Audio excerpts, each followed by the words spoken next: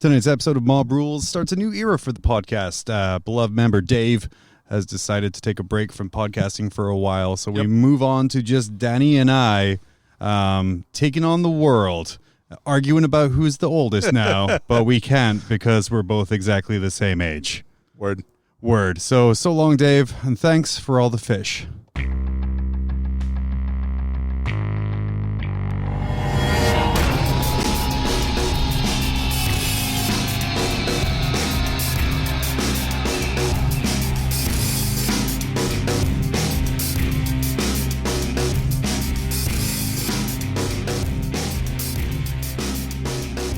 I unmuted us now. Oh, okay. Yeah, technical skills still present.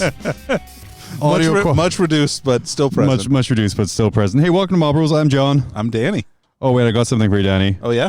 Ooh, yeah, Danny the Eagle. Sexy. Yeah, I like it. The most American of birds. But the thing is, so like over the weekend, I went down to like this wildlife sanctuary place here in Alaska where you can like stay in your car and just drive around.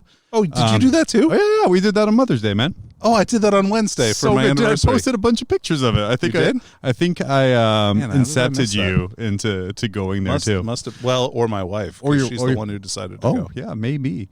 Yeah. But there's like, it made me realize that every single eagle I have ever seen is crippled and depressed.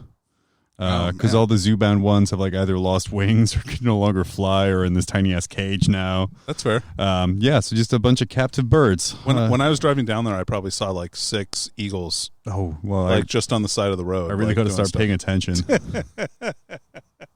They were soaring majestically. I saw nothing. All I saw was a bunch of surprising traffic and right. So much construction, traffic dude. And construction. It was so bad. It was terrible. Yeah. Who would have imagined that we're still in the middle of a giant pandemic at this point? Industry rolls on. Industry rolls on. It sure does. The economy cannot die. Love it. So, Danny, Eagle. Yo, little birdie told me you actually played 40K this week. Well, don't tell it. No, just kidding. Okay. In a socially responsible way. Yeah, totally. With one of my buds, we played in his garage. Practicing with Rob. for the Alamo GT. Right. Yeah, we were. We're flying down 2 weeks early to quarantine ourselves ahead of time, so that we can play for no ITC points. I love that someone saw Pro Tabletop through a tournament, and they were like, you know what? I want to make worse decisions than this.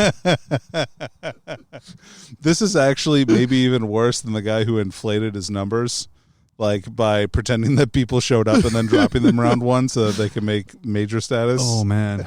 Oh, good times. Well, maybe people will drop after round one, but for valid reasons. For COVID infection? Yeah, for infection. Will they have testing there at the place? Like, do they go through and take your temperature every Part round of the event packet is like a Google Maps direction to the nearest testing site. I think we were talking about this before. Gamers don't wash their hands or respect personal space anyway, so it's going to be interesting. It'll be a thing.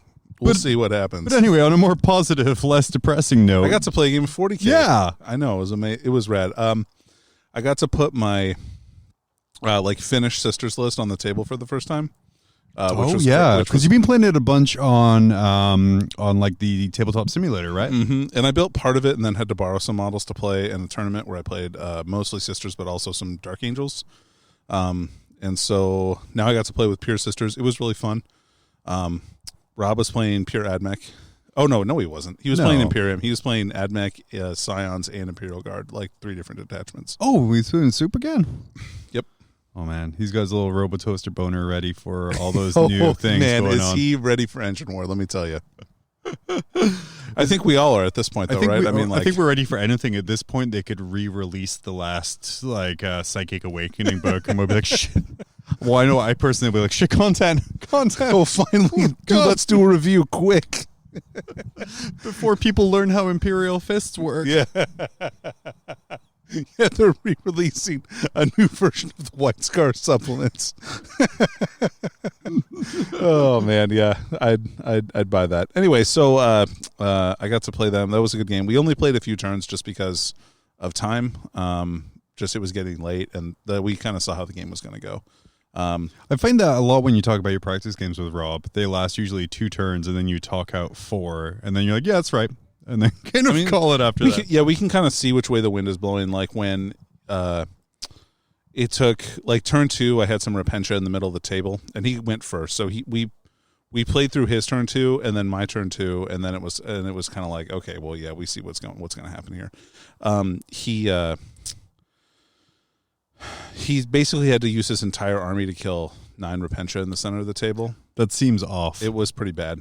But I mean, like, they have a 5-up invulnerable save from Celestine, and then and then my drop troops came down and freaking annihilated stuff. They did so good. Like, 1 unit of Seraphim came down, killed probably 10 guardsmen between 2 squads, between the 2 shooting phases, because it shoots in the movement and in the shooting phase.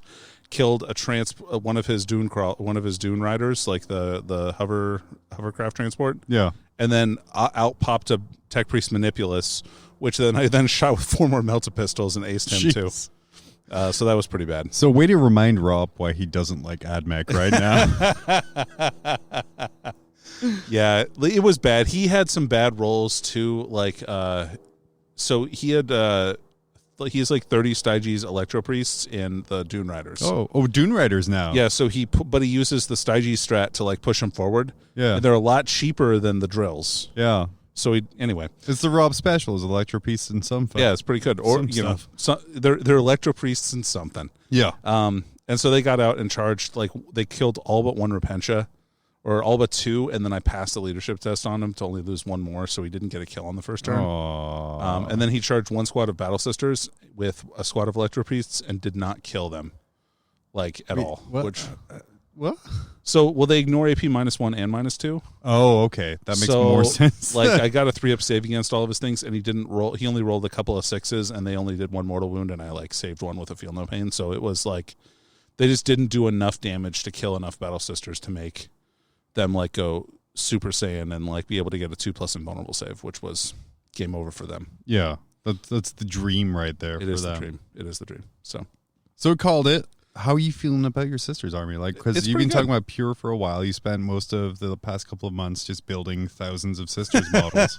Yeah, dude, it's so many models. Let's see here. So things I liked. It's a lot easier to play them not on Tabletop Simulator.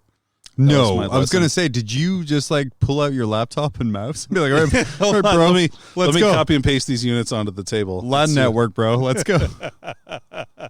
This is how we do it now. Is this not how you play 40K? I totally forgot. Anyway, so we're gonna hopefully do that again here this week. That'd be good.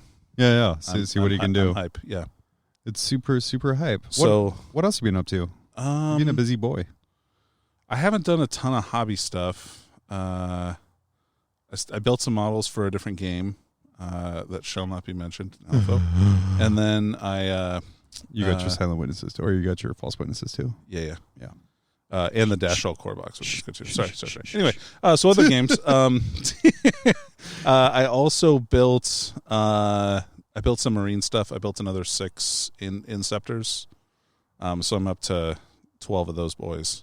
That's crazy. Yeah, like I've spent the past like 2 weeks just kind of like looking around all my shit. I mean, like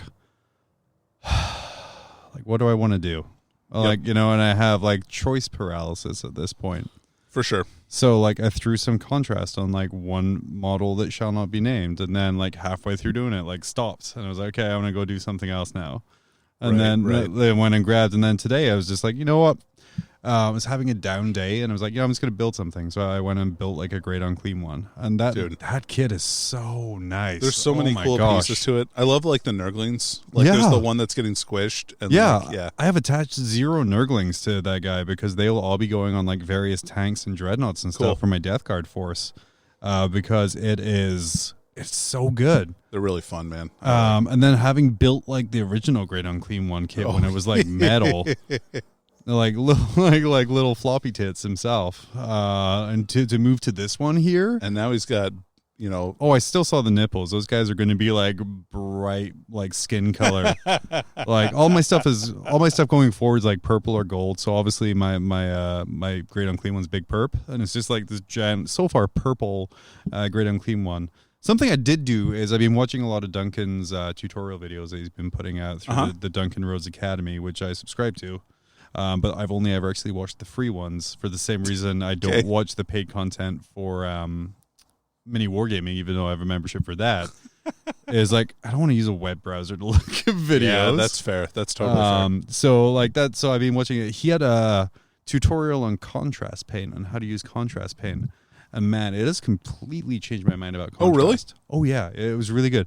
He describes how there's like 3 or 4 different kinds of contrast paint, like from the thickest to the thinnest.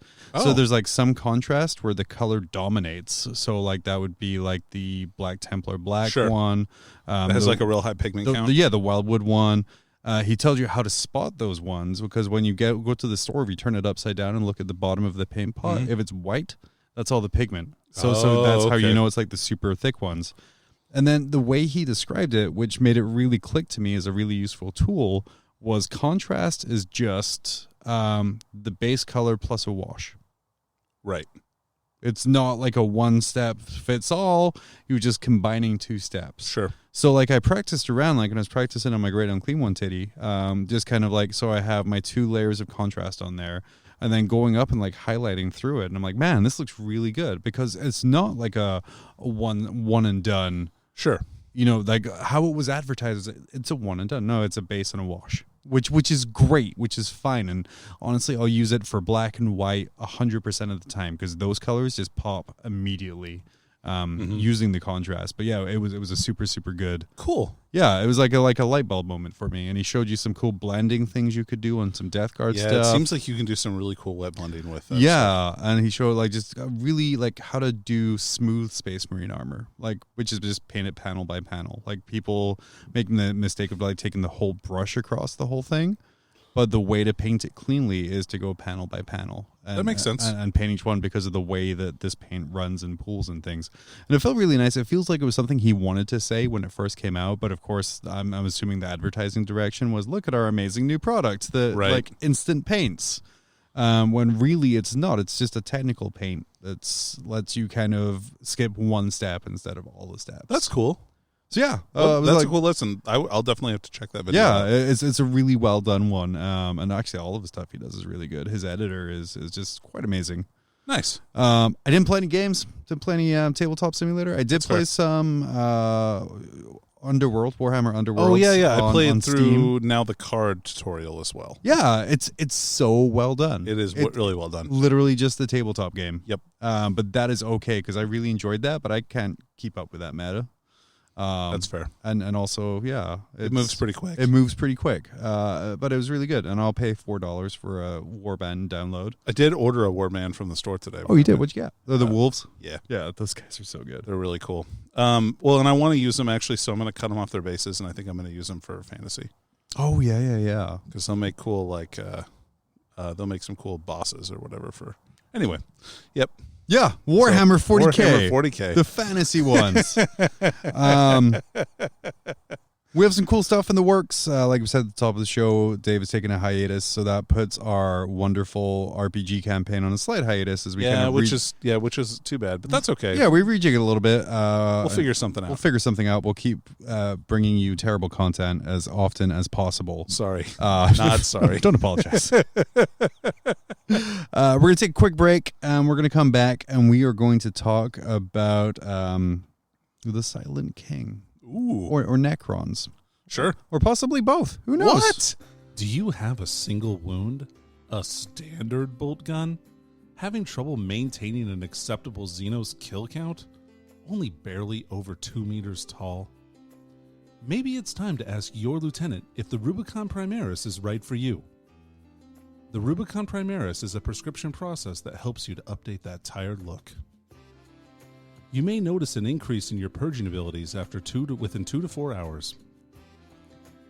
You may experience loss of life, additional organs, and a points increase. Do not take the Rubicon if you plan on fitting into rhinos, drop pods, or other traditional vehicles. The Rubicon Primaris is not intended for second founding chapters. The Rubicon Primaris is for use on genetically enhanced super soldiers over the age of 800 only. You are encouraged to report negative side effects to your company's apothecary. The Rubicon Primaris. Because sometimes plot armor is just not enough. Once there was a king beloved by his people.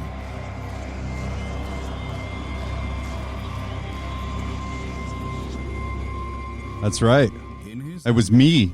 I was the king who was beloved by his people. Were you? No, not really, no. John, the quiet king. John, the mousy king.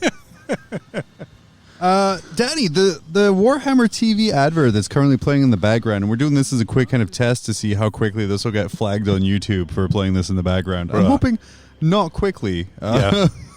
But it seems to imply the Silent King is returning to the universe. Dude, I am so freaking hyped for that. It's pretty amazing. Just as a background on this Silent King, this is a guy who is older than the Emperor by millions of years. Yeah, he's older than the human race. He's by millions older of years. than the human race, and he just kind of like fucked off for 60 million years. What a champion. What a champion. And then he came back. Apparently, according to this, because we end up with his little dynastic plaque. Ooh. I'm so excited after watching this. Like, it's a really good teaser video. GW again killing it with putting out the content. Return is May 23rd. People are like, "Oh, it's just going to be a Black Library book," and I'm like, "No, they don't do animated like teaser videos for a not book. for Black Library. Sorry, guys. As good as your stuff is, But this raises a few questions, honestly, because according to the plot, what are you seeing there, Danny? What are you? Oh, sorry. No, you're all good. I was like, you're like. I was looking for the caffeine content on my energy drink that I'm drinking right now. That's terrible. Sorry. No, you're all good. I was just like, oh my god, is there like some cool like little hidden like Easter egg on the can about the Silent King that we're gonna break here? I'm so in tune with the Silent King though, man. Like the level of fucking hype for a potential model or even like rules, God willing, like. Well, like here's the thing with him. He has returned in the story for a while. So like, but in the shadows. But yeah, he's in the shadows. There's a short story on Black Library about him, buddy copping up with Dante, with the Blood Angels. Then that came out with the Shield of Baal when we had all the thing that made my 6th edition Tyranids go from terrible to just okay with that supplement. So he's back. He's in the shadows, and he's kind of trying to reunite all the Necrons together. Sure. Well, I mean, he's part of the Triarch Council, right? So, like, yeah. So he has, like, at face value, right? He has dominion over all over all Necrons. But I doubt, like, the Sawtech dynasty is gonna like just fall in line. I don't think Imhotep is down with the Silent King anymore. Stormlord hates this dude. Right. So background here, like we've gone over Necron background before, where they were all dying, they had a crappy life. And then these sweet Satan came along and said, "Hey, buddy, we can help you out with that." And the Silent King is a title given to many different. Look at this sweet metal body. You can fit so many souls of your people in this bad boy. I imagine slaps the roof. Like the Silent King dude is like Jerry from that episode of Rick and Morty where they talk about the robotic penis. He's like, "Yeah, it sounds He's pretty trying cool." to get out of it. Yeah. But yeah, so the way Necrons work is they have like a Triarch or 3 rulers. You have the Silent King who speaks through his 2 other advisors. Well, and they're like gone now. Yeah, Egypt in space, right? Pretty much to summarize. And the last Silent King, this dude called Zarek, is the one we're talking about. Oh, okay. Yeah, his name. I haven't read this piece, by the way. Oh, his name's Zarek. Okay. Well, that's how I'm going to say it. There's an S and an H in there, but I'm going to choose to ignore those. Okay, cool. That seems English, yeah. Seems English. He was the one who made the deal with the Catan to take destroy his entire race and turn them all into metal bodies. He was the one who's like, "Yeah, it sounds cool. We'll do that." He had a master control chip in his little robot armor, though, which meant he completely controlled the entire race. So there was no more infighting. There was no more politicking. He's like, "Cool. I don't like it, but if I turn this control chip off, everyone's going to try and kill me for encasing them in soulless metal bodies." Right. Yeah. They might not be happy about that. He kind of saw the way the worlds were going. Like, so they long story short, trapped the Satan, did their own thing, saw the Eldari start to rise, saw all these people start to rise. He's like, "You know what? We'll just wait 60 million years. We're not going anywhere. Right. We'll come back. He ordered all of the tombs to be the cities to be converted into tombs. Everyone went to sleep. When the last one was sealed, he turned off the control chip because they're all asleep in their tombs and they can't get mad and come and murder him for turning them into soulless robots. And then he took a planet-sized tomb ship into the void, full of his dynasty, just into the void, and kind of went and sailed away to return in 60 million years. So, okay, at a minimum, like if you think about it, he's probably going like 30 million light years. Like it was like 60 million mile round trip. Right. Yeah. So I don't know. I mean, maybe he didn't go that far. Maybe he spent like 10 million years out in the void or whatever, but that would still be like a 25 million light year. Like, it's crazy to think about. Yeah. It's insane how he went. I mean, I get it. Like, he screwed up his race. He saved his race. He's now returned with a couple of different reasons coming in. Sure. The main accepted reason was while he was out in the void, he happened to come across the Tyranids and was like, oh, this is bad. Because apparently the ultimate goal of the Necron Empire is to find a sucker meatbag race and transfer their consciousnesses into those people. Sure. But they can't do that if everyone has been turned into biomass and just eaten by the Tyranids. That's true. So he's like, shit, I got to go fix that. So I imagine, that dad going down the highway doing like 75 miles an hour while the kids are screaming and forgetting he left, having to do that hard ride to go home. Because he left the burner on. He left the burner on, so he had to go back. But now we have this interesting situation where there was an excerpt from one of the recent Psychic Awakening books where an Eldari was talking, where he told an Inquisitor that the Silent King actually created the Tyranids to come. Right. It's kind of like, it kind of implies that for sure. Yeah. And then they had it in the White Dwarf article. They had and quite a bit of information about. To be that fair, as well. like I looked into that because like that was okay canon for me. This is it going forward. To be fair, that same Harlequin or that same Eldari who told that story also said the Silent King wasn't real.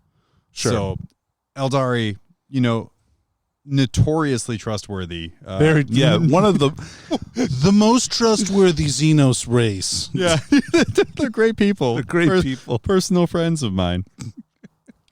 So yeah, he's coming back to save the day, and this is the problem we're running into here. Is he's come back to stop the Tyranids from eating his chosen race of host bodies, Tau. Oh, you think? I think because they have no connection to the warp. That's true, and the Necrons do want to stay the heck away from the warp. Well, and they're the ones who kept like the Great Tear from happening, like the Cicatrix Maledictum, in check. So yeah. Man, I am so excited for Psychic Awakening on Necrons. Yeah, it's going to be this is one I think we'll actually do a video on the fluff piece of it too, because holy heck, there's totally so much that's going to be coming down for this. So he's returning to save his race. However, his race has started to awaken early. Right. Due to tampering or there's a bunch of different reasons why Necron dynasties wake up. But they also remember what he did to them now at this point. Yeah, which is bad. So he's coming back to be like, hey guys, so I know I really fucked us over before, but I really need to unite everyone under me again so we can stop this thing coming. It's like, wait a second, last time you told us this. Yeah, it didn't end so well. That's Imatek the Stormlord, who's currently like, wait a second. So I feel like Caesaris is going to be all over this. Yeah. To be teamed up with the Silent King again. Because then that gives him unlimited test subjects to try and put people back in bodies. Is that the new cool... Yeah, that's the guy who's... new cool model that's coming out? Who's stripping the biomass off of the dude and, changing it in some kind of, jelly orb. And it would make, complete sense, if the Silent King's coming back. I hope they bring him back with, just...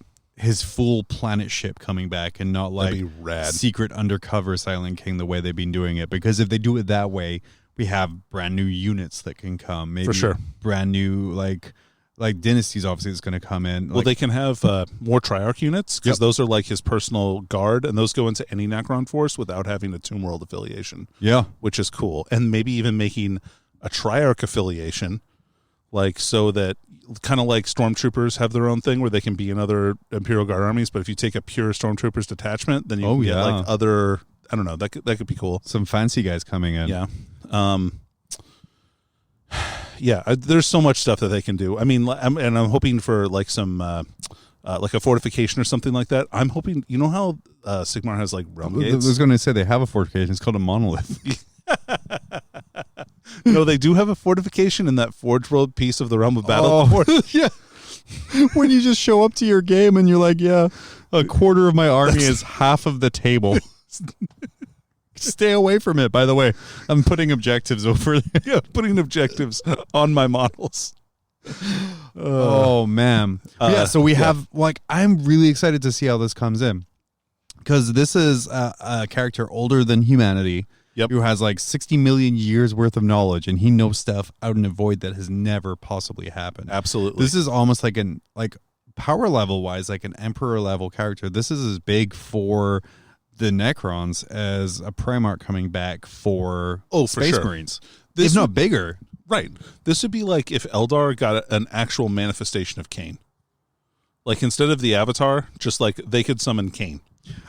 Some reaction from the internet. I think my favorite one was which Space Marine captain is going to murder him because they did a study of every new Xenos or character model that's come out since Psychic Awakening began. Everyone has died and come back. Dang. That's the big set. They crossed the Rubicon in every book, so someone's going to be dying in this book. Oh, so I see. So which Space Marine character is he going to kill, and then that person gets rebound? Yes, okay, or like Gazgul got killed, Sure. came back. So Silent King will get killed, come back. This is how he gets his Nagash-sized body. Like that's my big hope right now as he comes back, like with the model and the scale and stature of Nagash. Reading about the background this week for him, though, that's not going to happen because apparently he's going around like covered in a hobo cloak, pretending to be like everyone's buddy to reunite everyone. So, okay. My impression, right? And this is me analyzing that video several times. Sure. First of all, the thing I like the most about the video is his face, in that the face on all of the like pictograms that he has and all the hieroglyphs has no mouth, and like it's covered up very specifically, like so you can tell that he's gonna have like no mouth parts or whatever. Sure. Which makes sense. He's the Silent King, right? Also a robot. Also true. He's also like 3 times bigger. Like that's than what I'm any seeing from other that thing. video Yes, there. There's no way that he's going to be small. But like I'm reading like the stories, like this this short story from Black Library where he's like hiding amongst the Blood Angel or amongst regular Necrons and stuff. Maybe this is just kind of like an Alfaria situation where he's as tall as the writer needs him to be at the time. Sure. Or I was going to say, or the Emperor, right? But in Trazian, the Infinite can body jump. So it's very possible he could have like a casual body and then like formal body. A formal body. Black tie fence only. And one for the skate park with integrated skateboard. It does kick flips. I'm so excited for Tony Hawk. Oh man, I'm gonna grind. This is so much. I think my favorite thing researching this is I found this on. I will not take credit for this, but 3 months ago on Reddit, someone leaked the Silent King's new plan because there's this talk of him being this giant, powerful character in lore. Good. His plan's going to be he's going to make 20 overlords using part of his own genius protocols. Oh, no. He's going to inexplicably lose them due to Satan shenanigans.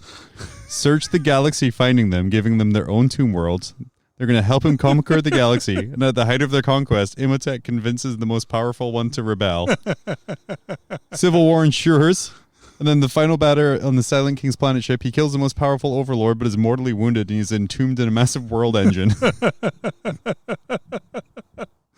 Oh, that's amazing. That's amazing, and really, it goes to show, like I said, what the Silent King is to Necrons in that kind of lore. Yeah.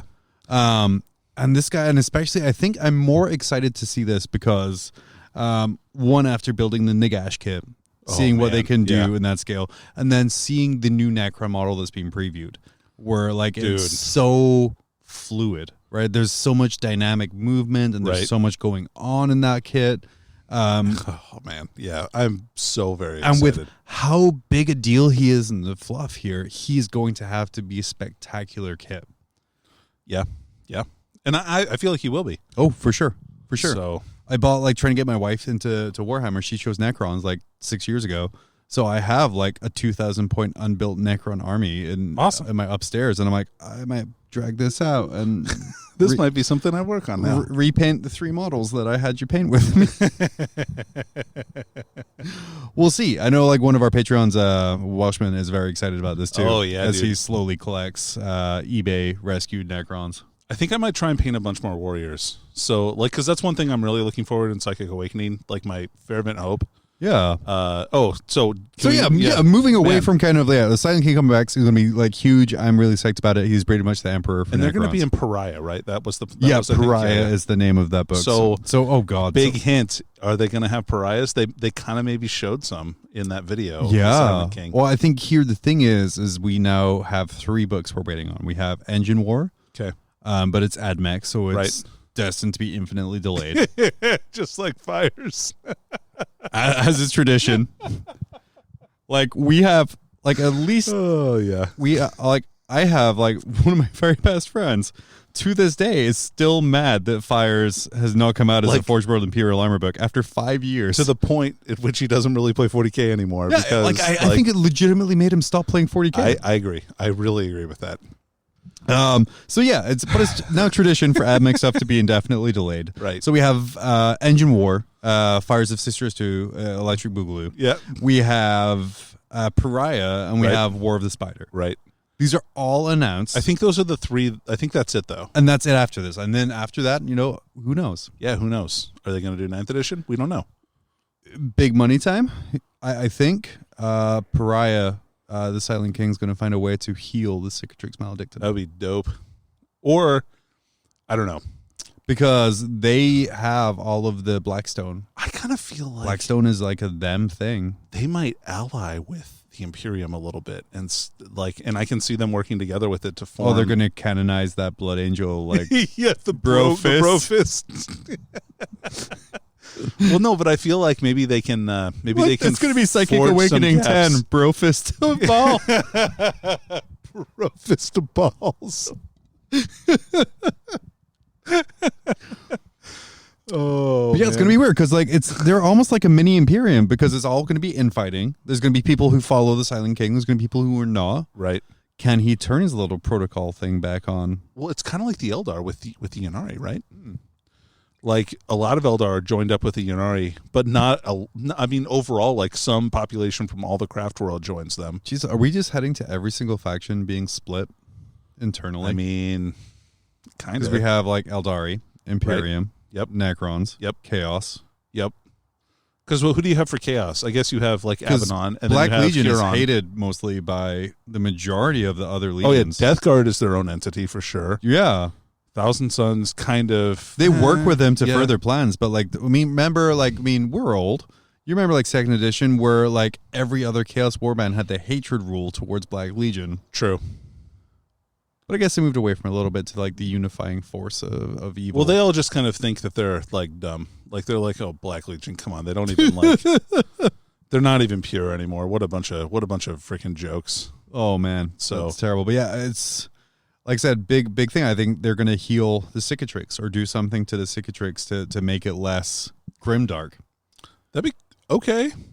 I could see that maybe. or like maybe cut it in half, or have like safe passageways, or help make safe That's passageways. what through I it. was thinking, is that they would kind of be almost like that they would be able to bore some holes in it so people could go in between the Or different. some holes. They're going to be like a cruise ship company Yeah. because they always Take a compare trip. space travel to like being on ships, and like all of the good Black Library books treat it like sailing. So yeah, Necrons are just a carnival. Royal Sawtech Cruises. Oh shit! Now we have a bit I have to write. Ugh, it's Come- terrible. It's terrible. This coffin has room for 2. They have like a man. little fake surfing thing on top of it. Do you want a room with a balcony? The poop deck. or just a porthole? Yeah, just support. It's all just portals to a different world. So it's just like Yeah, the to a tiniest bad ship. place, yeah. It's just a tiny ship with one portal to like the other collector's. side. No, it's like the collector dude's dimension. Who's Oh, the Pokemon yeah, Necron guy? Yeah. oh God, I just said his Treyarch. name. Yeah, Trazian. Trazian, yeah. This is the portal to Trazian's palace. That's all the cruise ship Fantastic. is. It's fantastic. Have you read that Fabius Bob book with him in it? No, is it good? Oh, dude, it's real I got to good. check it out. Yeah, I'm Yeah. falling behind on my audibles. I need to really check up on Yeah, that. crank that shit up, man. We got time now. We got time. We got all the time in the world. And they announced they're coming out with a new Necron book. It's the Collector versus the Prophets or the Seer. It's going to be Trazian versus Brock Sampson and the Rock yeah, Gym. Brock Sampson. Oh wait, no, Brock Sampson. That's the Adventure Bros, dude. Yeah, I'd still read it. dude, I would read that book in a heartbeat. That sounds like that's the best kind of Like fan fiction. Katachan Guardsman, Brock Crossover, Sampson. right? AKA Sly Marbo. It's oh God, what is that guy's name? There's a Necron guy that shapeshifts basically into a Satan when anyway. So it's going to be James. Yeah, James. So they're going to do a Necrons, like two Necrons at war. Yeah. So it'll be cool to see how they kind of play through that a little bit. You know, I was thinking about it. It kind of makes sense from like supporting the game aspect of it that every faction has infighting, because that really easily explains why two Necron forces are on the table fighting each other. For sure. So I take that back. That makes perfect logical sense to me in the suckiest way. And they're from different dynasties too, so that might... Oh yeah, man. Can't trust those dynasties. Dude, they're bad. Yeah. Moving away from the very poorly explained story that I just did, on the tabletop, what do you hope to see coming out of Psychic Awakening? Because Necrons are in a weird spot, right? So, like, certain builds are super good. There's certain hard counters to things. I think they're, like, very close to being competitive. I mean, they are competitive, but they're not top tier. I think they just need a couple more tweaks to make them really, really good. And I'd like to see and like Psychic Awakening has been doing, they've been taking units that maybe aren't the best and then giving them a couple stratagems or relics that really like turn them up to 11, which is awesome. So I'm really looking forward to maybe making warriors good again, because warriors are like pretty bad, I would say. There's literally no reason to not take immortals, I think, in this. Yeah, over the warriors. Yeah, not for 11 points, but it's hard to balance them, right? Because like overall, Necrons have rules that play a lot into recursion. Mm-hmm. So how do you balance a unit that you can kill 19 out of 20 and then they can get back up to 20 out of 20 in a couple of turns? Stratagem like the demon stratagem, like where if it gets killed by a squad of Grey Knights, you just bring it back for like 2 CP. Except replace Grey Knights with everything. Oh, sure. You just have like a once per battle bring back a unit stratagem. Sure, but I mean, like what I'm saying is that like That's warriors a bad are way to balance it. Well, warriors are overcosted right now. Yeah. Like they're 11 points a model, and they only have a 4+ save. But aren't they overcosted until they're not? Because they're overcosted Exactly. until you take back an entire unit. Right. So if they had like a green tide-like stratagem or something like that, I think that would be fine. Like that would be cool, and it would help you to preserve those units and make them more worthwhile at least. Now, you mentioned the pariahs in the video. The book's going to be called Pariah. What is a pariah? So in previous fluff, pariahs were an amalgam of humans and people who are psychic blanks. So they basically have no soul and psychic resistance, and the Necrons kind of created them to help preserve them against psychic powers. So they gave a penalty to psychic power use within a certain radius of themselves, and they were basically as good of fighters as Lichguard were. Yeah, dude. Who doesn't love a unit that is basically as good as a Lichguard in close combat and has psychic resistance? This is legitimately just your like RPG characters of all time. Just the one. So maybe, because there is talk of like the ultimate kind of plan and goal of the Necrons of returning their consciousnesses to squishy bodies. Right. Maybe there's like a pariah unit that's a successful attempt at that. Or sure. It's like some kind of like weird amalgamation thing. Maybe that's the that's the body the Necrons are looking to get back into. Yeah, yeah. Like a pariah body. Like, because that would suit like their needs for being psychically resistant, and human. So that's good. I still want them to just be Tau. That way, just to merge the two armies. And dude, God, I hate that so much. This podcast could survive off the salt that event would create for forever. literal years. This would be like, what are people bitching about this week? Right, exactly. Yeah, so we're gonna have hopefully Pariah's coming or Yep. something similar along to that. Well, I mean, what like so you are. So I want Warriors to get better. I was gonna say you're now in charge of Necron development at GW, Sure. and 40% of your ideas will be accepted. Okay. That seems accurate. It depends on what the drawings look like and the new models that are coming out, right? Yeah. Yeah, obviously, I mean, like John has talked about before on several occasions, John loves flayed ones. I want to see plastic ones because I would love plastic flayed ones. I really hate the fine cast ones, and the metal ones are so hard to get a hold of. Dude, you know me and like how like I latch onto one unit and just spam the shit out of it. Like that's my general 40k tactic for every army I play. Like if they came out with plastic flayed ones, I would literally just buy 80 plastic flayed ones, and that would be my army. That's how. Well, I love the idea behind them. Sure. Oh man, they're and so the fact cool. that like as a unit they've just gone insane, and so like I'm just gonna wear flesh, and that's gonna take away from the fact I have this metal body. Yay, I'm fleshed again. What show was that where like the dude just put like a skin mask over his face, but like the blood just had to keep slipping off? I don't remember, but it was. Man, if I could remember it, that would be like such a good pop culture. I mean, they did that. Right now. They did that in Gotham when they did the Joker, who cut off his own face or whatever, and then stitched it back on. I guess. Oh, that sounds dumb.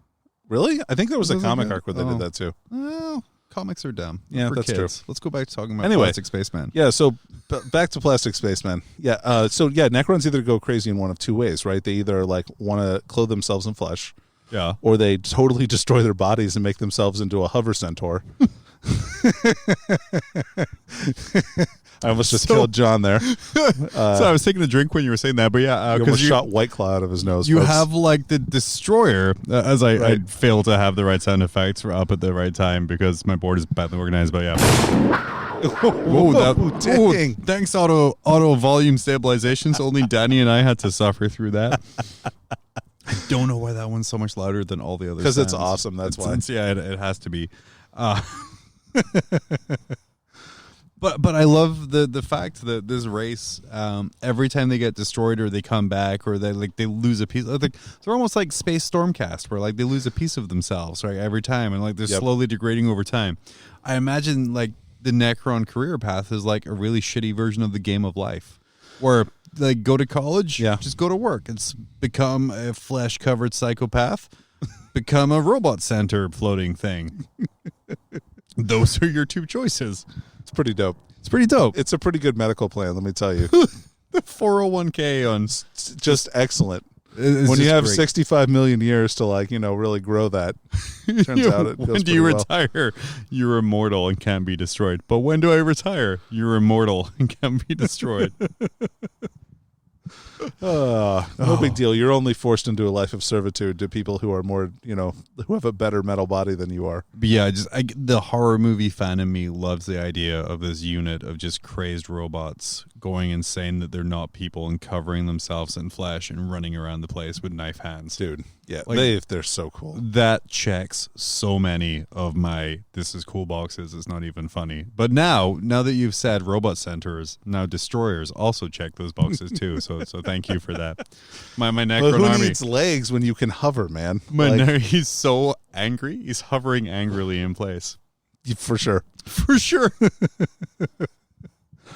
But yeah, my 2,000 point Necron army is just going to be destroyers and flayed ones. Hell yeah. Which actually wouldn't be too bad. That I wouldn't think. be terrible. Destroyers are pretty good. No, that wouldn't be terrible. See, I always like stumble onto good ideas by just spamming cool shit. I'm like GW's prototype gamer. We're like, I'm okay because I like cool looking stuff. The other thing I'd really like to see from Necrons Yes. is a new troop choice. A new troop choice. Like just some kind of a different troop choice, because right now they only have two. So you have warriors and you have immortals, and that's all you have. Would you move scarabs to troops? No, No, I don't know. So what kind of troop choice would you have? It would be cool to have some like a cheaper troop choice, so you didn't have to spend like 110 points minimum on a squad of 10 warriors, or 75 points on 5 immortals. And 5 immortals is like, come on. It'd be cool if you could take pariahs as a troop choice. Yeah, I was going to say, or- what would be kind of cool would be like, let's just kind of ratchet this Egyptian theme up to 30 and have some slaves. that'd be cool. Yeah, that'd be dope. Captured huddled masses who were worse than conscripts. Yeah, like, or, AdMech people that have been, like, forcibly taken over by mind shackle scarabs. Oh, so they're like the Borg now? Just mind shackled scarabs. Do you remember that? Yeah. Yeah. I hate those things so much. I hope that's a stratagem. That'd be great. I think it will be. Like, I could see that coming back for sure. I see like Necrons being in a similar situation to a couple of other armies where they were really good for a hot minute. So man, they got nerfed to shit. In their 7th edition, yeah, that army was so gross. And then even before that, like 5th edition, what's mind great shackle scarabs were a thing. A hive tyrant just punching itself to death. That was amazing. I loved my 300-point unit punching itself to death. It felt so bad. I had a Wraith Knight punch itself to death. Yeah. Yeah, I love my 500-point units punch themselves to death because a 100-point character threw a fucking crab at me. It was like you're mine hardcore. Now. Stab yourself. But yeah, it was like one of the armies that was like so over the top good at the time. They're like, oh, let's pull back. Like, oh yeah, for sure, all the way, and like this time they're slowly kind of leveling along and getting better and better with each kind of release and chapter approved. And I'm really the point drops are great and really appreciate. Yeah, they're super super good, and it's just this Pariah I think is going to really push Necrons to be like super top tier. I think that they will definitely be like close to the top, hopefully, because all it takes is a couple of things, and you can really make a lot of their other units. We've seen that with other kind of Psychic Awakening books coming out, taking quote unquote bad armies. Grey Knights, Grey Knights, come on, right, dude? It's like I've had a meltdown over playing Grey Knights, where like you've had to pull me aside, and be like, I do calm down. I know you guys are joking and having fun, but like it's coming across like you're being a massive asshole. But like, yeah, playing against Grey Knights, where I'm like, wait, you're supposed to suck, and it's not even the shooting phase, and you shot me to death off the table. It's brutal, man. Can I do anything again? Nope, can't do anything. Okay, I guess I'll just die then. It's me and our friend Taylor's a genuine Grey Knight response was, cool, yeah. Guess we'll just die. Well, yeah, Grey Knights are probably really good against Custodes. Oh, yeah. And then, small elite armies are chaos. No problem, just eat them up. And then an army that's mostly demon engines. Yeah, my army was 100% demon engines. That's okay. So, yeah, rather than getting good, I was just like, fuck this. I'm just going to complain. Word. But I think Necrons are going to get, like, Grey Knight leveled, honestly, because they're so low. Well, not low, but they're sleepers. So, like, a really good pilot can take a Necron list super far. Oh, yeah, for sure. Like, and honestly, I should have played them instead of Iron Hands this year at LVO. I think really? I would have had more fun. But would you have won as much? Probably not. Well, maybe. I don't know. I only went 4-2. I feel like I could do that pretty good. I went 2-4, and I did not have fun. So I can. No, I'm sorry, man. No, I had fun. It was good. Good. Yeah. Anyway, so new troop choice. New troop choice would be great. I don't know what it would be. Flayed ones would make a great troop choice. Flayed ones would make a great troop choice. I could totally see because they don't happening. have like a shitload of special rules. Yep. They don't have a shitload of options. Yep. Basically, they're a 4+ armor save unit. You can take a bunch of them. You can take 20 in a unit. Mm-hmm. They cost more than warriors, so it'd be a little bit more expensive, but you can take them in 5s. And they also fill a different niche, which I think is important because you have like, you shouldn't just have the same unit in the same slot, kind of filling up the same role. For sure. Like warriors are different. Well, should be different than immortals for their role, and flayed ones would fill there really good too. Right. I mean, the only thing warriors have going for them over immortals is that you can take 20 of them in a unit, and the way the Necron rules work, like it's good to have big units of Necrons usually. Yeah. But I mean, with the way that they're priced right now, it's bad to have big units of them because they're so expensive.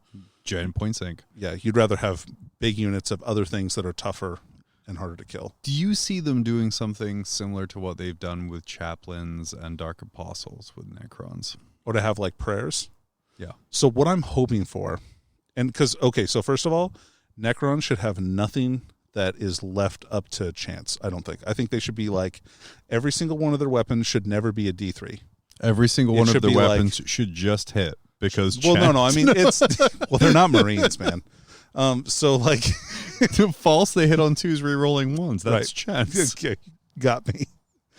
But like all the multiple damage stuff should all be like, they do like this many shots, they do 2 flat damage or 3 flat damage. Like they should never have like a super ton of variables for their weapons. Whereas a lot of the stuff looking through their book is like D3. Right. So like, or like the what's it called? The Doomsday Arc, right? Which is Yeah. their big anti-tank gun, is D6 shots that do D6 damage. So it's like super random what it's going to do. Whereas if you're like a lethal machine, then you think it would be calculated a little better than Exactly. D6. Exactly.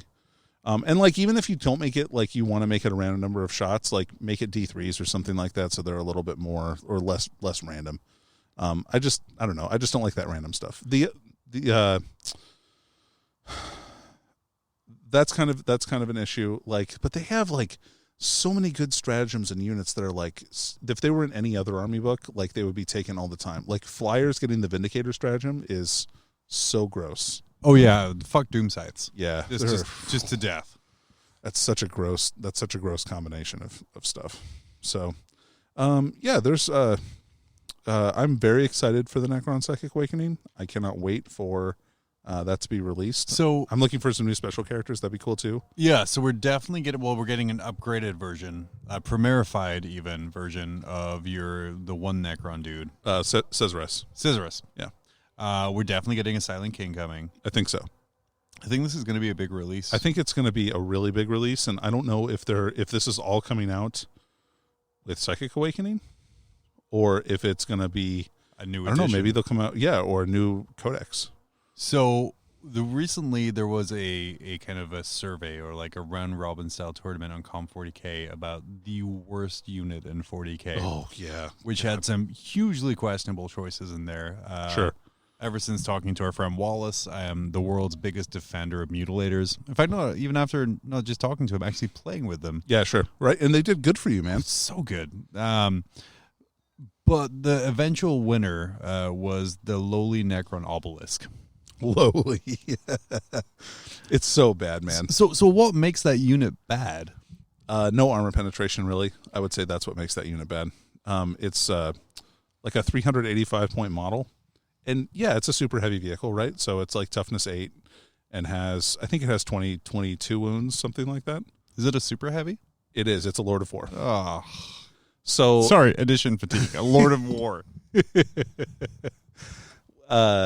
So it has, if you don't do anything with it and you just have it like sit on the table, it can't shoot, but it doesn't move. And I think it gets like an invulnerable save. Wait, what? So if you turn it into a fortification that doesn't do anything, it doesn't do anything. Well, you did say you wanted Necrons to have a fortification, so. Oh, God. Anyway, and then it has a rule where if flyers fly around it, they can take a mortal wound on a 6 or something like that. It's just like the worst kind of throne rule. So I guess I'm pulling up its profile right now because it's so bad. Yeah. Which isn't because the model is so amazing. It's really cool. I have one because I wanted. Oh, sorry. It has 24 wounds. It does shoot a lot, right? It hits 20 shots at Tesla at strength 7, which is good. It's pretty good. It can. It doesn't. It doesn't go into the Guardian mode anymore. I was wrong about that. Yeah. So if a fly unit moves when it's at full profile, keep in mind this does degrade. When it's at full profile, if a flying unit ends its move within 18 inches of it, if you roll a 6, they take D3 mortal wounds. That's so random. It's so bad, man. So kind of taking a cue from all the other Psychic Awakenings that have come out that have kind of boosted and buffed underperforming units that they want to sell more of or see more of. What would you do? What do to make the Obelisk something worth taking? So they already have a stratagem in the book for it. Because, one, they don't change any data sheets whatsoever. Correct. So you're stuck with that wonderful data sheet. Yeah. Do you just do like a 1 CP stratagem that gives you +5 to that flyer roll? No, okay, so they already have one in the Necron Codex that makes it a 4 for 1 CP. That's not terrible. It's not bad. It's so bad. Is it just one flyer or is it all flyers within all 18? Flyers that end their move within 18?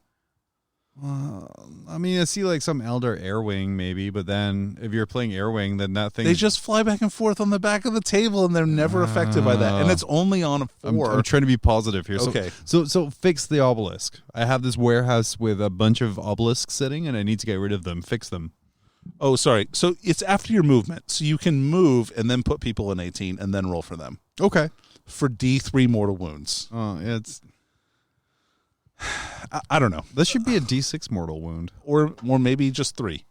Like, Yeah. it could be... I'm sorry, random. Well, no, I mean, D6 is fine. D6 would be fine. But, like, it's such a minimum penalty for rolling, like, I don't know. It just seems it's really bad. It does have 20 shots at strength 7, but no AP. So, like, and 1 damage. Sorry, only 1 damage. Only on those 1 two. damage? Jesus. So, like, for a 400-point unit, basically, that does nothing. However, will you get rid of infantry with a Necron army without that giant machine? Yeah, right. You have no tools like There is Tesla no bikes, tools. Tesla Immortals, everything else in the army. An army that only has 2 options to take out heavily armored things. Right. I mean, basically, you have Doom Scythes Yeah. and you have Doomsday Arcs. And, I mean, Destroyers, kind of, if you Strat can get them within up. 24 inches and use the strat. I Yeah, mean, so- they'll do work, but still. Like, How do you fix the Obelisk? all right, without changing point cost? Or without changing its data sheet. So original rules. This can be like our new segment here. Where like, fix it, fix it, fix it. Danny fixes it. Oh, God. I think it needs another point drop. And maybe a stratagem that affects only the specified Tesla weapon. So it could affect, other... No, it would have to be just the Obelisk, because then you would make the Tesseract arc too good. Mm-hmm. It's hard, right? Man. All right, hold on. I'm getting it. Okay. So you could make it a stratagem to make it really tough, or you could make a stratagem to make it killier. If you could improve the damage and AP of the Tesla weapons on it, I think that would be really good. You just have to make sure that you're not able to use that on any other Tesla. So you'd have to make it so if an Obelisk doesn't move, you can use a stratagem and it gets -2 AP and goes up to D3 damage or something like that. That'd be fine. You know what else I was thinking was 360 points and had 20 strength 7 shots was a Leviathan Dreadnought. Yeah, but those are -2 or -3 And AP those are and 2 damage. -2 damage each. And you can hide the fucker because it's not the size of the table. Right, you can. Yeah, it's not on a fly stand, and also isn't 10 inches tall because that's how tall the Obelisk is. It's really big. It's a chunk. Yeah, it's dude. It seems really bad. I was looking at it and I have no knowledge of it. I have the Necron Codex obviously because here's something. Okay, there was an old formation for them, right, where you could take 2 monoliths and an obelisk, and then they would link up together, and you would be able to the obelisk would protect the monoliths. See, that's worth taking. So, maybe a stratagem where if you have an obelisk within 6 inches of 2 monoliths, they get a 4-pinball save. Yeah, that'd be cool. I'd be down with that. Yeah, themey and fluffy. Well, you fix monoliths for forever. It would definitely help monoliths because monoliths need it. Yeah. Or make them -1 damage. That would also be cool. Yeah. Yeah, I could see that. It's good strats. Yep. I don't think it'll happen. I don't think it'll be in the book because they generally haven't fixed things like that. We'll see. I mean, I want the monolith to be really good as well. Yeah. Because, I don't ever remember seeing a monolith anywhere on any table in all of 8th edition. I can't think of a time where I've seen one. Yeah, 6 was the last time I saw one. And even then it was taken as a meme. Yep. So I'd like monoliths to be something to take again because it was such an iconic unit, right? Yeah. I mean, it's a floating space pyramid that has a green portal plastic on it. door. Oh, dude, so cool. And then it teleports units out of combat, which was super cool. Mm-hmm. To be honest, I don't even know if a monolith still does that. I don't think it does. I think you can just bring units in from reserve. I think they have a stratagem that lets you do it. But still, it's a far cry from the original design there. Right. And they're really expensive now. I want to say they're almost 350 or 400 points for a monolith. Man, that's crazy. I mean, it's tougher than Land Raider a little bit. But it's still a giant pyramid in the middle of your table that just kind of floats out there. Right. It does have a 6-shot battle cannon. That's kind of cool. Yeah. Anyway, they're great. They're cool, and we'd like to see more of them on the table. It's an iconic Necron unit that everybody likes. Yes. Yes. Who would have thought the free figure on the front of White Dwarf would one day turn into like this giant ass army and not just 2 unit choices? Yeah, right. Was he really free with the White Dwarf? The old Overlord? Yeah. No, that was the original guy. Like just the Necron warrior was like taped onto the front of a White Dwarf I had like in the 90s. Really? Like the metal, like a metal one? Like a metal figure. It was like the first free figure I got from White Dwarf. Bizarre. Oh, was it like in a blister pack? It was like in this little foldy packet on the front, and they kind of taped it on. It was the magazine where they launched the Necron faction. That's pretty cool. So they're like, here's I remember those giant model. scarabs that would that you could run into people and they would explode. Yeah. Dude, they were just the Terminator in the like second edition. And so like right. They had a rule called "We'll be back." Yeah, and like seeing this evolution from like this weird Terminator robot-y thing into this space Egyptians is crazy. It's cool that they've done that though. Yeah, like they definitely have their own character, they're their own person. And like I see honestly this Pariah book coming out as being the next evolution of that, because I think if Silent King comes, I think it changes sort of like the whole dynamic of how the Necrons are. Yeah, I mean, as long as they can get away from the Necron space pirates, I mean, I'd be fine with that. Why wouldn't you want them to be space pirates? No, just like there was some fluff from the 5th edition book that was like what? Really bad. For real, they were pirates? Yeah, there was a dynasty that became space pirates, and they were like, no, they did not. Yeah, dude, I'm not kidding you. Why? Because they could talk now, man. But so like, oh man, Matt Ward. That's why. So they gave up their bodies to become soulless robots, and they woke up and then put on bandanas and they were like, "Holy shit, I'm a robot. I have no soul, but I have a real sudden desire to go pirating, to drink rum and pirate mortal goods." Mortal goods. Oh man! Oh, space pirates. That is definitely a Necron series I would watch. Dude, I'm the best. I took first place at another tournament. First off, stop with the thunder and lightning. You don't impress me. And second, let me check out the BCP rankings.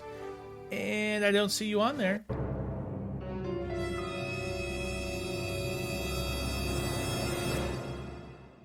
What? Your TO needs to download the Best Coast Pairings app and run events on it. After the event, the results are uploaded into BCP rankings, and the best part, it's easy and free. But I play multiple game systems. No big deal. The BCP app can be used for any game. A ton of events every weekend are using it, from major international tournaments to local stores. And now that it's available on Android devices, you're going to have some serious competition. There can be only one. BCP Rankings is a fun and exciting way to measure how you or your team stack up. No matter what you play, your score goes to an overall ranking, or compete to be the best in a game, a circuit, a region, or the world. Download the app or visit www.bestcoastpairings.com for more info. Best Coast Pairings. Are you the best? Hey, we're back. We are. Yep, professionals all the way. No, I tried to burp and then it was like, nope, that's not happening. That's not happening. Hey, we have some listener questions. People asking stuff. I think will probably be the official name of the segment. People asking us stuff. People asking us stuff. Yeah, that's what it is from now on. So someone wants to know. Someone wants to know. So here, Danny, is our first question. Okay. I got a podcast question for you guys if it hasn't been asked and you do QA again. Do you think 40k will get AOS-style physical spell models in some form, and are you for or against it? Well, first of all, I'm against this guy's fucking shitty British accent, I'll tell you that much. That's terrible. That was from Daniel English United Kingdom. Oh, man. Yeah. Daniel, you suck. Damn, Daniel. But yeah, so it's something that people have been talking about for a while is endless spells. Endless psychic powers. Yeah. And honestly, I thought that Psychic Awakening was going to be As soon as I saw that Psychic Awakening video, I'm like, oh, cool. Spell models. I mean, and I was, first of all, I'm down. Down for it. Yeah, for sure. Like, give me my Eldritch Storm for Eldar that I can cast and have it swirl around and swirl tanks around in circles. Like, I've been wanting that forever. Give me an orc psychic power where a giant orc face just chomps around the battlefield like awesome. Pac-Man. That'd be cool. Just like the endless spell from Lore of Beasts. Oh, yeah. Yeah, dude, that would be cool. Or even a foot that kicked people around. Oh, yeah. That would be back. I mean, it's kind of like to crunch. Kind of. The Imperium, you're just crushed by bureaucracy. And then you could make a little storm cloud with like raindrops of blood, and that could be the Blood Angels one. It's just an allied Necron unit. Because the old bros. Oh, man, fantastic. What other ones do you think they would do? Well, as the wonderful benefit of Age of Sigmar and 40K is right now, the demon ones would just be the They could demon just ones. redo those. Yeah, I mean, they don't have to do anything right for across. them. All they need to do is print the new boxes that say AOS/Warhammer 40K. Oh, yeah. Do they have combo boxes like that? I think so. Oh, cool. Maybe. Okay. I'm going to say they do. And when people say they don't, then, Yeah. that happens. Yeah.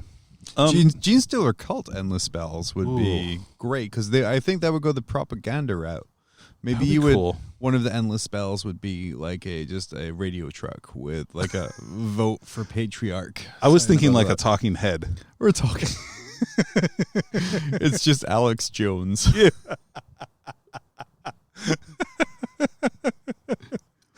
A Tyranid endless spell would be just make Demon Karens great again. Literally, they're the unit that got me into the army. Please, I beg of you, make them good. Well, John, they're own so many of them. They're rewriting the Forge World rules in general. So I think there's a pretty good chance that they'll be better. I think so. I'm excited about that. So hopefully they make the bad units good and the two good units a little bit less good. That would be the best. Yeah. Oh, or Tyranid one could be like a psychic spooky wave. Oh, that'd be cool to control things. I'm trying to think of what they would be like a Tyranid. Do you think that they would be? I mean, Tyranids would just be more Tyranids. Or like you could do like a psychic form of the horror and it'd just be like a really spooky like diorama. I was thinking like maybe a digestion pool kind of a thing. Or like, I don't know. That seems more like a terrain feature though.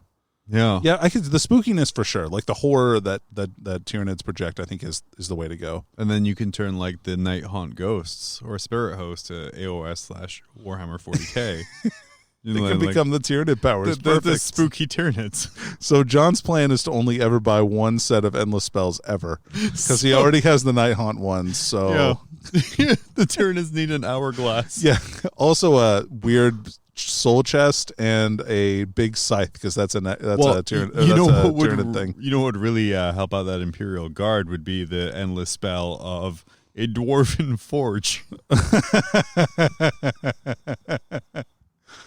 I don't know, man. I heard a rumor that squats are getting models again, so we'll see. We'll see. That's the Silent King returns with squat allies, like the fucking little people. That's why he seems so big.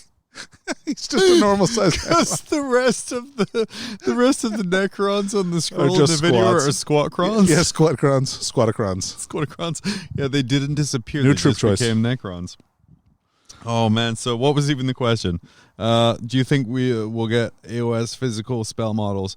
I think in like 5 years. Sure. I don't think it's anytime soon. So someone said something to the effect at one of the preview seminars, like when are endless psychic powers coming out for 40K, and they responded with, like never, because you guys said that you didn't want those. That's been the emphatic response. Yeah. So But I hope they do, but I'm not optimistic about it. I feel give it 5 years. That's what I'm saying. Like Yeah, right sure. now, That's fine. probably, but right now, no, because they want them to be somewhat different, and everything was like emphatically said. Okay. Let me see here. Where was the next question? Broadening that question, what mechanics do you think they will pull forward from AOS into 40K? Oh, well, nice question. That was little lady. Karen English Australia. Ooh. Well, Karen. First of all, don't tell my manager about the way I'm answering this question, but I'm going to need, for me, what I would like to see is a change to the way that they do command points for Age of Sigmar. Is that you generate them at the start. You get one every turn, and then like there's other abilities and stuff where you can add additional ones to that maybe. Or if you take like like the specialist detachments or whatever. What are they? They're like battalions, I think, in Age of Sigmar. Yeah, right? where And you like can pay get extra points for ones. them. And then you can also get an extra one at the start of the game for every, if you don't. For every thing. Well, no, but Or they scroll. changed it now. It's only if you cannot take, you can get 50 points less of models and add an extra command point, but only one. You can't play like 200 points down and get an extra 4. I think that would be a cool mechanic for 40K. I 40K. think that'd be fun. That'd be a cool way to rebalance command points a little bit. Buying command points. Sure, or even just having like a set amount every turn would be fine. Like I'd be totally down with that. But then like the bitching of why is this like a 200 point stratagem? Like I don't know why that phrasing just bugs the shit out of me. That's fair. One thing I hope we never see is the double turn. Oh yeah. That would be a death knell for the game, I think, in general. Like, I think that's one of the things that, first of all, that is the thing that keeps me out of playing any kind of, like, playing AOS in any way seriously, because it's not a fun mechanic. It's sucky to play around. Like, if you are trying to play, it's, like, honestly, I don't understand how anybody can play around it. Like, you can play so conservatively that you won't do anything, and then you're just going to lose. Yeah. So, like, you just have to, like, go for it all the time with AOS. Yeah, I've had a couple of games against our buddy Nate Stormcast with my Nighthaunt where I won because I got 2 turns of combat in a row. Right. So I got, like, 2 turns of mortal wounds in a row, and it was just, it doesn't feel good. I sort of like the hero phase. Yeah, and you know what? That's a good way to... I think the hero, like the psychic phase going and other like command point ability phases, like that kind of thing, like all that stuff going into one particular phase, I think is great, and that's the way that a lot of things should operate. So like I think it would be way more tactical if at the start of my turn I have to look at the battlefield and be like, do I want to spend 4 command points to make my berserkers murder units at this, right? Like this turn. Like I think the added depth of that would be pretty cool instead of a lot of stratagems right now are like pay 6 CP to win. I like there's some feels bad about that. Whereas if it was like I said, like a start of a turn, you decide what strats you're using. Sure. I think that adds a level of tactics to the game. Yeah, I think that's fine too. Either one of those is fine. Now, Age of Sigmar does have abilities that do trigger at the start of various different phases as well. Mm-hmm. So, like command abilities that you can use. So, like at the start of the shooting phase, during the morale phase, that kind of thing.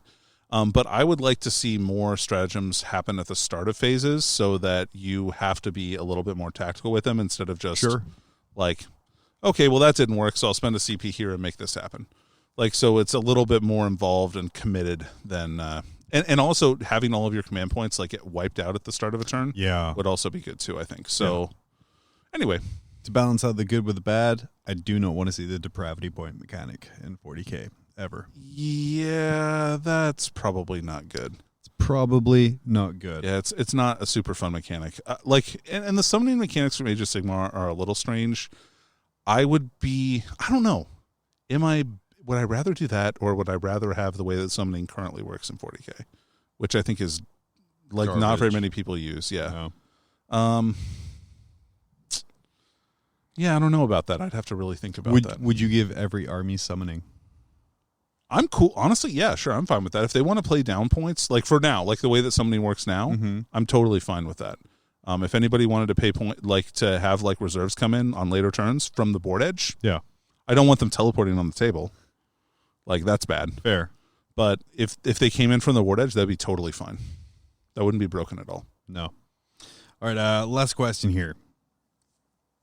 Honestly, eventual kits stila vice outa 9th edition predicts just would be not if you guys are flown od her stuffing coming months. Hey, so that was Zuzina from the Czech Republic. Let me go back to Australian Karen. What the shit was that? All right, can you have Karen translate that for us? Have Karen translate this for Thank you.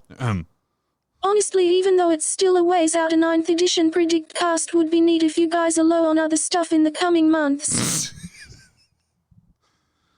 Yeah, I guess that is okay. So, as a question, I'm going to take that as a question. Okay. Thanks, John. Yeah. Let me read Karen's words here. Honestly, even though it's still a ways out, a 9th edition predict cast would be neat if you guys are low on other stuff in the coming months. First off, trademark and predict cast. Yep. Stolen. Yeah, it's going to be reviews. Suck from now on that, Karen. So, Or whoever that other person was at the start. Minsky or whatever. I don't know. I mean, I think as closer as it ramps up, because I know, Danny, you and I are always excited for new editions and new stuff coming out. Yeah, for sure. Pretty much when stuff comes up, like as of today, like we're like, I want to talk about Necron things we have no idea about, but kind of what we'd like to see. I think we'll do more 9th edition prediction stuff. Yeah, I think maybe when they actually announce it, I think that's probably when we're going to start with our 9th edition stuff. I think we're looking at a 6th to 7th change. Yeah, we're not looking at. I think we're keeping codexes out right now. Yeah, and things aren't going to be invalidated, which is great because I know people just rebought all of their rules. So, but new codexes as time goes on, for sure. I think they have a lot of stuff to consolidate, right? Yeah. Like, okay, think about AdMech right now, right? Like, so AdMech has no printed rules like in books for any of the new stuff that's come out for them. So the Dunes, the Scorpius, the Dune thing, and then also the Manipulus, the Tech Priest Manipulus doesn't have rules printed. And then also they need to print rules for all the new stuff that's coming out. So all that stuff is probably going to be in Engine War. But then I see AdMech getting a codex like pretty early on in 9th edition. That's a shitload of units. Because it's a lot of stuff to have in multiple books that you have to carry around for what is essentially one codex. Maybe Engine War comes with like a Chaos 2.0 codex style release. That'd be fine. I'd be cool with that. But I think you're right. Like, so I'm like, well, it's not too bad. But no, you're right. They've had like several just random release windows. Right. And they need to consolidate that stuff. And like it's hard. Oh, and Datalosis as well. Yep. So like that stuff needs to get consolidated into a codex, which is great. I'm really looking forward to when they do that.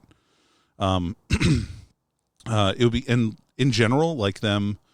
So if they come out with a bunch of Necron stuff, right, in Pariah, right, it stands to reason that there probably might be a Necron codex not coming out too much longer after that, which would be cool. And that could even herald. They might release half new models, like coming out with that, and then wait for on the other half of the models to release coming out with a new Necron codex potentially. So I don't know. We'll see what happens. We'll see. Like I said, I don't think it's going to be major changes. I think it'll be wording clear ups, incorporations of FAQs. Sure, and new model and new unit entries, right? Yeah. And if they want to refinagle, like for instance, they didn't do this with Chaos 2.0, where they changed Legion traits. Because I feel like to include the vehicles I so very much love. Right. Because I feel like they may want to rebalance those. Mm-hmm. The other thing that they never did with Chaos is they also never did any pick your own Legion traits. No, they did not. So I'm thinking like a Chaos Codex is coming. I feel like Chaos Codex 3. Dude, I don't know because you know how pissy Trouble people in the Dark are, Imperium. like where it's like, you know what I mean? I bought a Codex 3 years ago, and then I had to buy one last year, and now I have to buy one this year. I get it, and I understand the salt there, right? But Chaos needs love so bad that Also, anybody Chaos players, if you give me a good Codex, I'll pay $100 for it.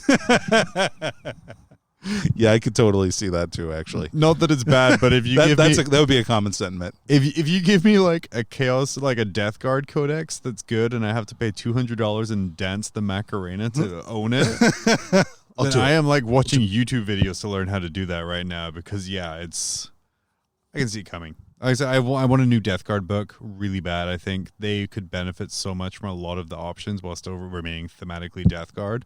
So like your Master of Possessions. Some other stuff in there too. Like I said, I don't think you lose a core of who the army is by adding those things. Right. So I'd love to see a bunch of Chaos unit arts get it added to the Death Guard book. Me too.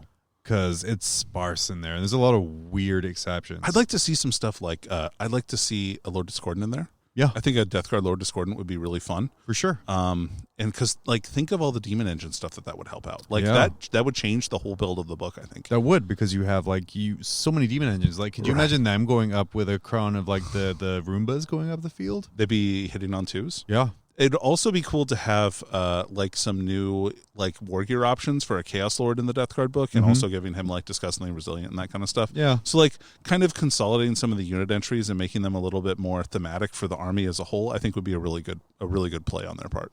Yeah. I know.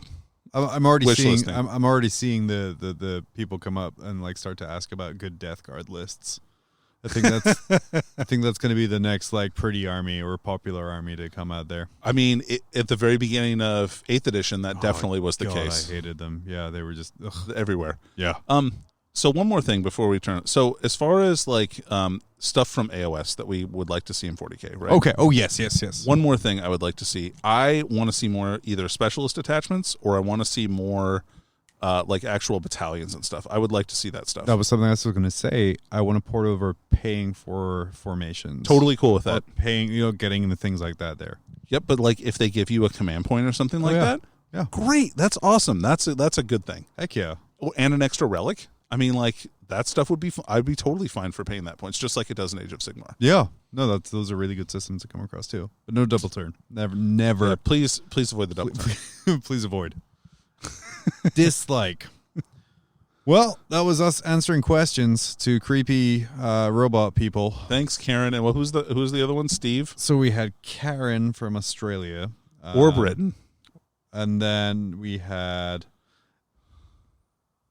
Zuzana from the Czech Republic and Daniel from England. Oh, Daniel. Damn, Daniel. Yeah, I remember now. Going there. Sorry. Yeah, so thank you all for asking those wonderful questions. If you have questions to ask us, we reach out to us on Facebook. Yeah, hit us up. Yell at us on the street. That's cool too. Because then we're like, whoa, why are you in Alaska? Right. This is weird. But okay. Weird. But yeah, ask us questions and we will love to answer them in various segments where I'll even maybe make music, but probably not. Danny, I think we're gonna sign off now. Okay, cool. That sounds good to me. Yeah. What? Anything else you want to add before we do?